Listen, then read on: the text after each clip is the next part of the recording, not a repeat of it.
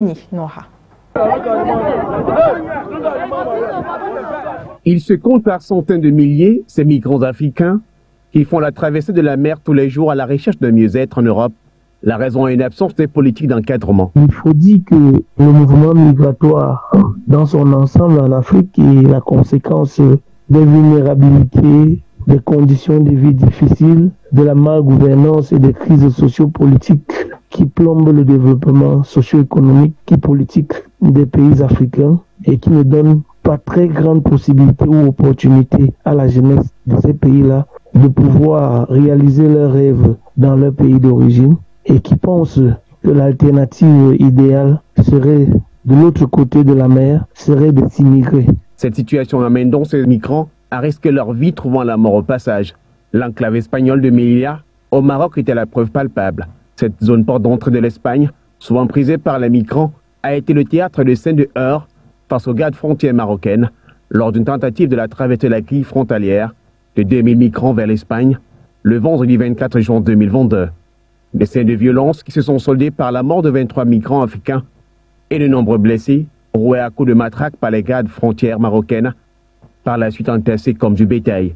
Une situation qui a fait le courroux de nombreux Africains et poussé certains observateurs et analystes à s'interroger tout en invitant la communauté internationale, mais plus encore les pays africains, à réagir. Nous lançons un appel fort aux dirigeants africains, aux chefs d'État africains, aux chefs de l'Union africaine. Mais pourquoi vous permettez de telles pratiques au XXIe siècle sur votre territoire, sur vos frères, sur vos sœurs, sur vos enfants, de telles atrocités, des assassinats inqualifiables? Vraiment, l'Union africaine doit prendre ses responsabilités vis-à-vis de ces phénomènes de l'immigration. La solution pour pallier à cette crise migratoire passe par le développement de l'Afrique et non par l'argent, comme pourra le penser certains. Pour cela, les États africains et l'Union africaine sont une fois de plus interpellés. La solution passe, n'est-ce pas, par le développement de l'Afrique. Et par là, j'interpelle nos dirigeants, j'interpelle l'Union africaine.